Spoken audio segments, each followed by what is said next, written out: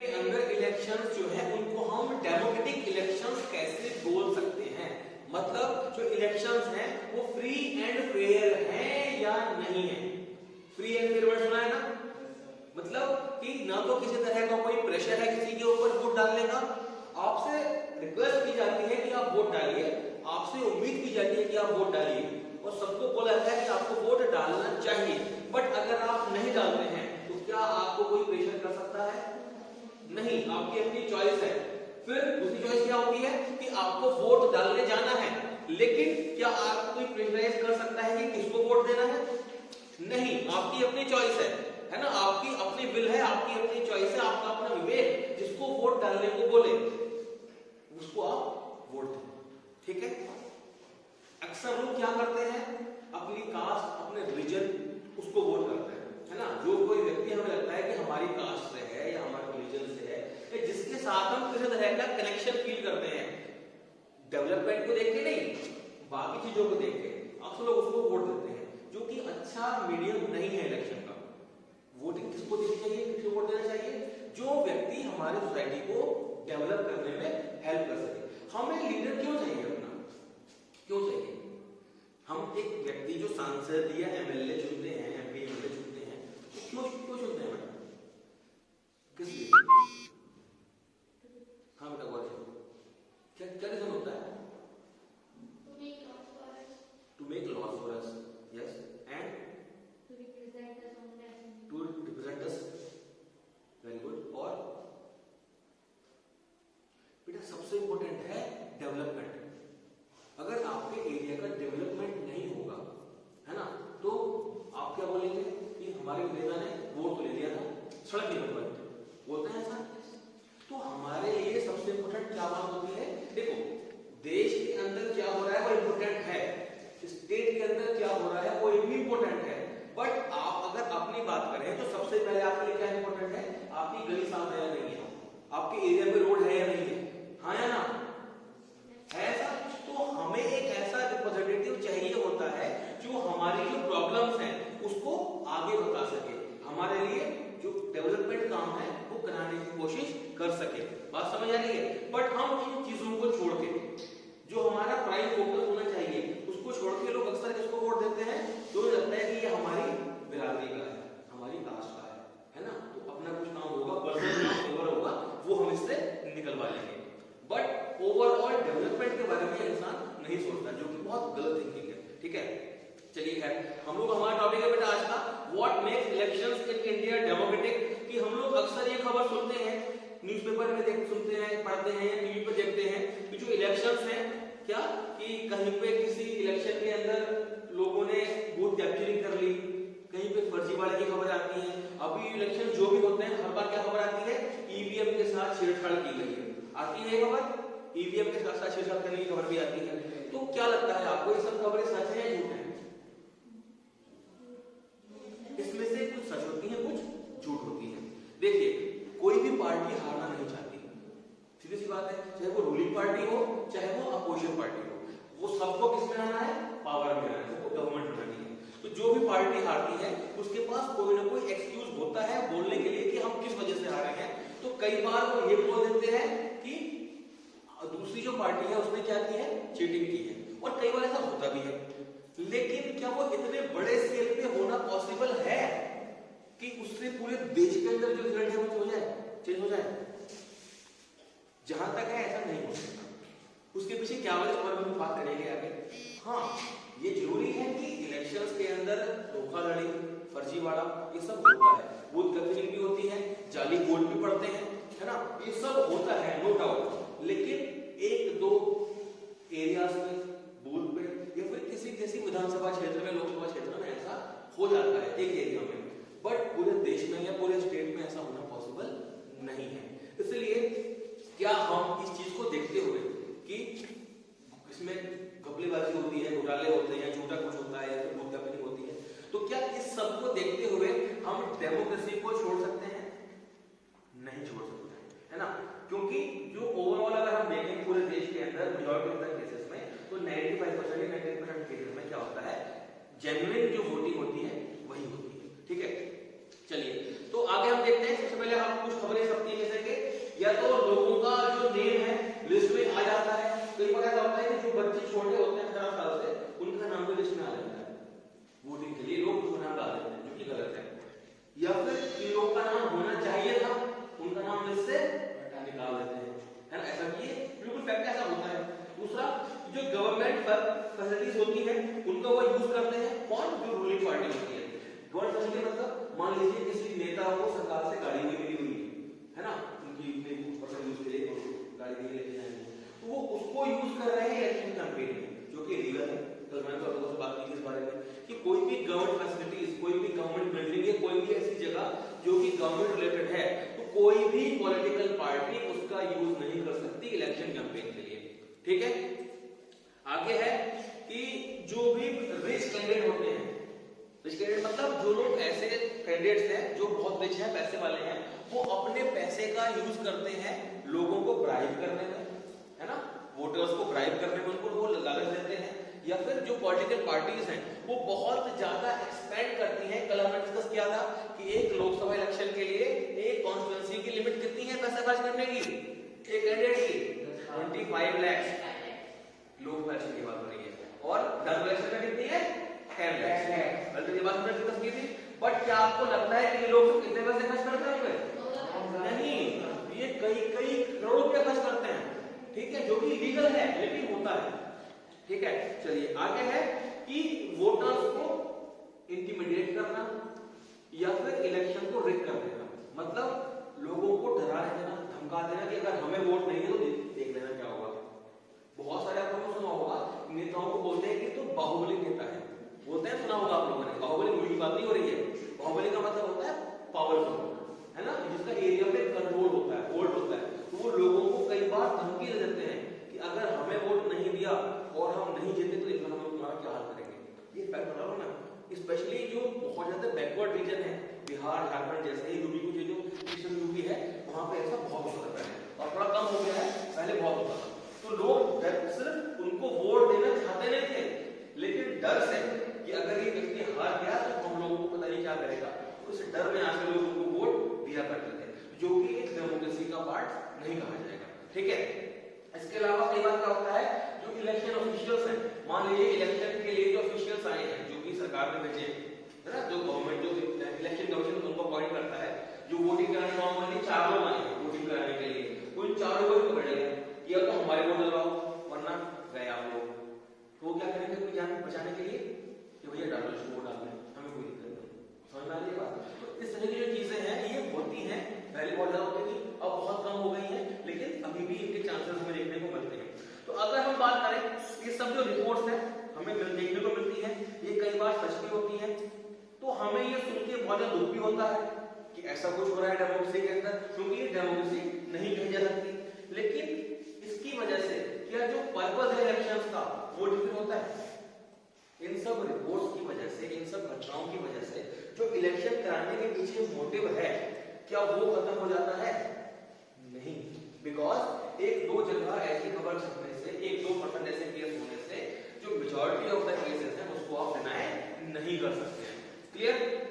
चलिए आगे बात करते हैं कि एक पॉलिटिकल पार्टी की अगर हम बात करें तो वो जब एक पॉलिटिकल पार्टी बनती है तो उसका क्या उद्देश्य होता है?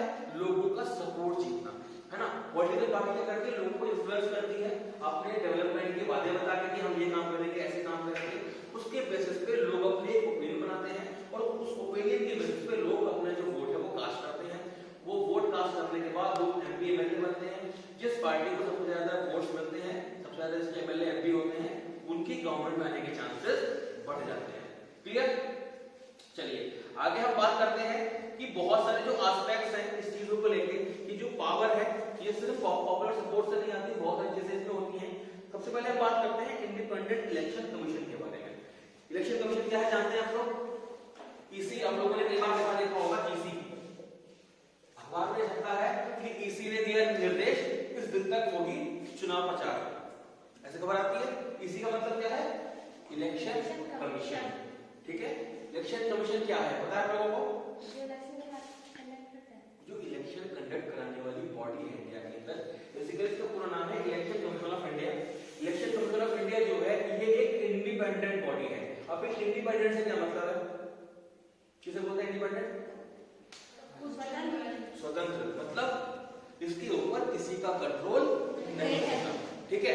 जैसे कि जब इलेक्शंस होते हैं तो आपको पता है सारी जो पावर होती है वो किसके पास आ जाती है? इलेक्शन कमीशन के पास। क्लियर? इलेक्शन कमीशन क्या करता है? इलेक्शन की डेट्स डिक्लेयर करता है ना, इलेक्शन के सारे अरेंजमेंट करता है, इलेक्शंस के लिए जो गवर्नमेंट ऑफिशियल्स होते हैं उनकी ड्यूटी अपॉइंट करता है, और किस दिन चुनाव के नतीजे आएंगे ये बताता है। इस टाइम पे पूरा का पूरा जो कंट्रोल होता है उसको हम लोग क्या बोलते हैं? आचार संहिता बोलते हैं हिंदी में, है ना। ये आचार संहिता लग गई है, मतलब इलेक्शन की जो डिक्लेरेशन है वो हो गई है। इसका मतलब क्या होता है कि अब कोई भी ऑफिशियल वर्क जो है वो बिना इलेक्शन कमीशन की मर्जी से पॉसिबल नहीं है। इसका एग्जांपल आपको बताता हूं। एक इंडिपेंडेंट बॉडी है, इलेक्शन कमीशन एक इंडिपेंडेंट बॉडी है, मतलब कि उसके ऊपर किसी का कंट्रोल नहीं होता। जो इलेक्शन कमीशन का हेड होता है बेसिकली, है ना, वो उसको अपॉइंट करते हैं हमारे देश के राष्ट्रपति, प्रेसिडेंट। बट एक बार जब वो अपॉइंट हो जाते हैं, जब चीफ इलेक्शन कमिश्नर सीसी को बोला जाता है, जब वो अपॉइंट हो जाते हैं उसके बाद जो देश के राष्ट्रपति हैं, प्रेसिडेंट, जो उनको अपॉइंट करते हैं, अब उनको वो भी नहीं करना।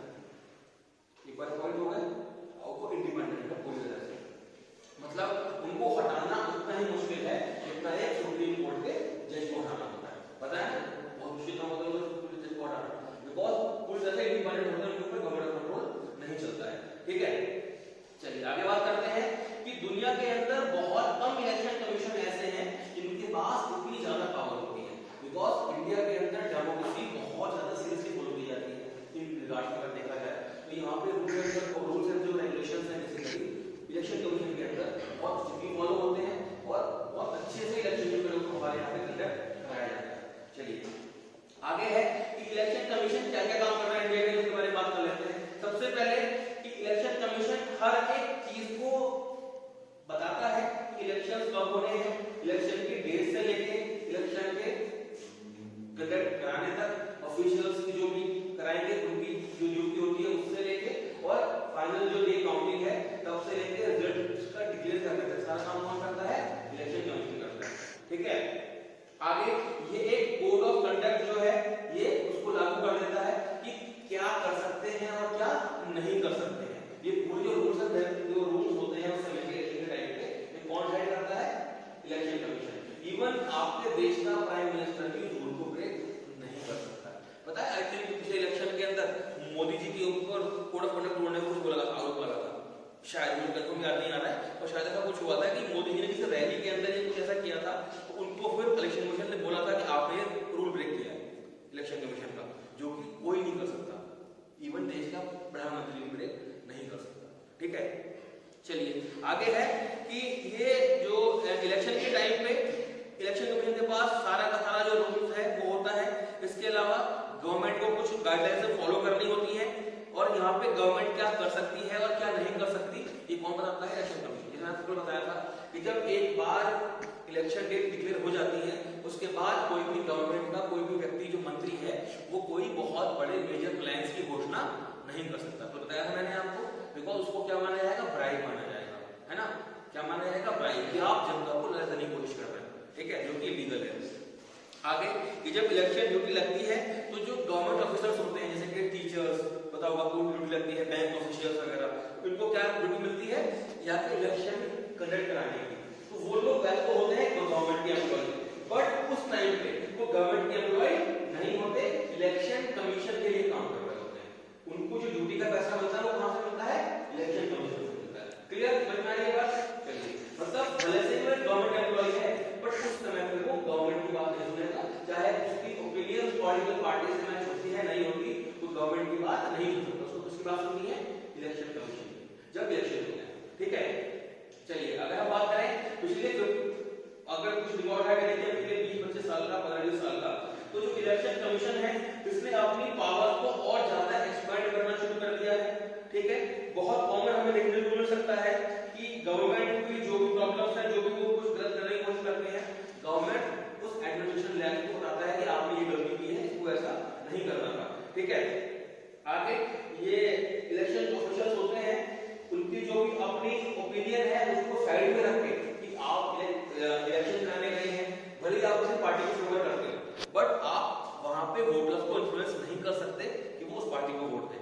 बात समझ आ रही है? ये जिम्मेदारी किसको ध्यान रखना? इलेक्शन कमीशन की। मतलब पूरी तरह से इंडिपेंडेंट इलेक्शन होते हैं, हर तरह से वोटर के पास फुल चॉइस होती है कि वो जिसको चाहे उसको वोट दे सकता है। ठीक है, आगे क्या है कि जो रूलिंग पार्टी होती है वो हालांकि इलेक्शन कमीशन से बहुत ज्यादा खुश नहीं होती, बिकॉज सबसे ज्यादा किसको होता है? इलेक्शन कमीशन की रूलिंग से, स्ट्रिक्ट होने से तो रूलिंग पार्टी है बेसिकली उसको बहुत नुकसान है, बिकॉज वो अपना पावर का यूज करके पब्लिक को इन्फ्लुएंस इजीली कर सकती है, बट इलेक्शन कमीशन को करने नहीं देता है, क्योंकि अभी बीजेपी के ऊपर आरोप लग रहे हैं, चलो लग रहे हैं कि वो ईवीएम मशीन को रिग कर रहे हैं, लग रहा है ना, ईवीएम मशीन को हैक कर लिया गया है। तो ये जिम्मेदारी किसकी है? ध्यान रखना इलेक्शन कमीशन की, ऐसा कुछ ना हो। और जो मेरी पर्सनल ओपिनियन है, मुझे नहीं पता सच क्या है झूठ क्या है, बट मेरी जो पर्सनल ओपिनियन है, आई डोंट थिंक कि ऐसा कुछ होना पॉसिबल है। ईवीएम मशीन को हैक करना मेरे नजर में पॉसिबल नहीं है। मैं कोई इंजीनियर नहीं हूँ, कोई बहुत बड़ा इसका ज्ञानी नहीं हूँ, लेकिन जो मेरी पर्सनल ओपिनियन है, जितना मैं इलेक्शन कमीशन के बारे में जानता हूँ उसकी बेस पर मैं बता सकता हूँ, बिकॉज इलेक्शन कमीशन पूरी तरह से इंडिपेंडेंट बॉडी है और इलेक्शन कमीशन के अंदर हर एक पार्टी को फेवर करने वाले लोग होंगे, क्योंकि वो आम में से लोग ही तो हैं, जॉब भी तो करते हैं वो लोग भी, है ना। तो अगर इलेक्शन कमीशन के अंदर ऐसा कुछ काम होगा तो ये बात वहां के लोग तो जानते होंगे ना, तो इलेक्शन कमीशन के लोग उनको जानते होंगे। तो जब इलेक्शन कमीशन के लोग ये बात जानते होंगे तो क्या जरूरी है कि हर एक व्यक्ति बीजेपी को मानता हो? नहीं है पॉसिबल। क्यों? एक ऑफिस के अंदर जॉब करते हैं, यहाँ पे तुम सब लोग बच्चे बैठे हो, क्या तुम सब लोगों की एक ही फेवरेट पार्टी होगी? नहीं है पॉसिबल। हम सब स्टाफ हैं यहाँ पे, टीचर, क्या हम सब लोग एक ही पार्टी को फेवर करते हैं वोट देने के लिए? नहीं ना, साथ में काम करते हैं, साथ में काम करने का मतलब ये होता है कि हमारी ओपिनियन हर जगह सेम हो। क्लियर? ऐसे ही इलेक्शन कमीशन के अंदर जो लोग हैं क्या उन सबकी ओपिनियन सेम होगी? I don't think so. इसलिए आप ये कह सकते हैं कि ये जो आरोप है कहीं ना कहीं इनके पीछे कोई बेस नहीं है, ये दूसरी पार्टी का आरोप है, क्योंकि वो इलेक्शन हार जाते हैं उससे। ठीक है, हालांकि मुझे नहीं पता, शायद ऐसा कुछ होता भी हो, चांसेस हो, पर मुझे लगता नहीं है ऐसा कुछ होगा। चलिए आगे बेटा बात करते हैं उसका आगे क्वेश्चन है आपका, जो टॉपिक है पॉपुलर पार्टिसिपेशन, मतलब कि जो जनता है हमारे देश की वो भी इलेक्शंस के अंदर बहुत अच्छे से पार्टिसिपेट करती है। इंडिया की अगर हम बात करें बेटा, तो इंडिया एक ऐसा कंट्री है, बहुत अजीब हिसाब है इंडिया के अंदर, जितने डेवलप्ड कंट्रीज हैं वहां पे पता है वोटिंग कैसे होती है? जो एजुकेटेड लोग हैं, जो रिच लोग हैं, वो ज्यादा वोट करते हैं, और जो गरीब लोग हैं, पिछड़े हुए लोग हैं, वोट नहीं करते हैं। तो इंडिया में क्या होता है? जो गरीब लोग हैं, पिछड़े हुए लोग हैं, वो ज्यादा वोट करते हैं, और जो अमीर लोग हैं वो ज्यादा वोट नहीं करते हैं। और ऐसा देखा गया है अक्सर जो डेवलपिंग कंट्रीज हैं वहां का जो गरीब आदमी है उसको ये लगता है कि शायद हमारा वोट मैटर करता है। डेवलप्ड कंट्रीज के जो लोग हैं उनको ये लगता है कि हमारा वोट मैटर नहीं करता। बात समझ आ रही है आपको? ठीक है, यूएसए जैसे कंट्री के अंदर आपको पता है जो गरीब लोग हैं वहां के, स्पेशली जो ब्लैक्स हैं, अफ्रीकन जो लोग वहां पे रहते हैं, अफ्रीकन ओरिजिन के, वो लोग बहुत कम वोट करते हैं, और वहां की जो वाइट्स हैं, जो कि रिच मेजॉरिटी है वहां की, वो लोग ज्यादा वोट करते हैं। और इंडिया के अंदर अगर आप देखेंगे जो गरीब लोग हैं गांव के अंदर, आप देखा है वोटिंग के वोट के गांव के अंदर क्या माहौल होता है, लोग दूर दूर से आते हैं, पता है अगर कोई व्यक्ति बाहर रहता है ना गांव से, गांव में वोट हो रहा है तो वो सिर्फ वोट डालने के लिए गांव आते हैं, 1 किलोमीटर दूर। होता ही होता है, देखा होगा आप लोगों ने भी, क्योंकि इंडिया के अंदर लोगों को ये लगता है कि वोट देना हमारी जिम्मेदारी है और हमारा वोट बहुत ज्यादा मैटर करता है, जो कि बहुत अच्छी बात है, और वोट मैटर करता है, एक वोट मैटर करता है। ठीक है, चलिए आगे है कि अगर हमें इलेक्शन की या इंडिया जैसे कंट्री के अंदर हम इलेक्शंस की डेमोक्रेटिक होने की बात करें तो यहाँ पे सबसे बड़ा क्या आता है, उसकी हम चेक कर सकते हैं क्वालिटी चेक करने के लिए कि जो लोग हैं वो इलेक्शन में पार्टिसिपेट करना चाहते हैं, पार्टिसिपेट नहीं करना चाहते हैं। मैंने आपको बताया इंडिया के केस में लोग पार्टिसिपेट करना बहुत ज्यादा चाहते हैं। अगर इलेक्शन प्रोसेस है वो फ्री नहीं है, फेयर नहीं है, तो क्या लगता है आप लोग वोट करना चाहेंगे? अगर आपको लग रहा है कि हम वोट कितना भी कर लें लेकिन फायदा पहुंचेंगे, जितनी पार्टी जीत पहले जीत गई, तो शायद आपका जो इंटरेस्ट है वो खत्म हो जाए, होगा ऐसा। बट अगर आपको लगता है कि मेरा वोट काउंट करता है तो आप वोट देने जाएंगे। बात समझ आ रही है? ठीक है, चलिए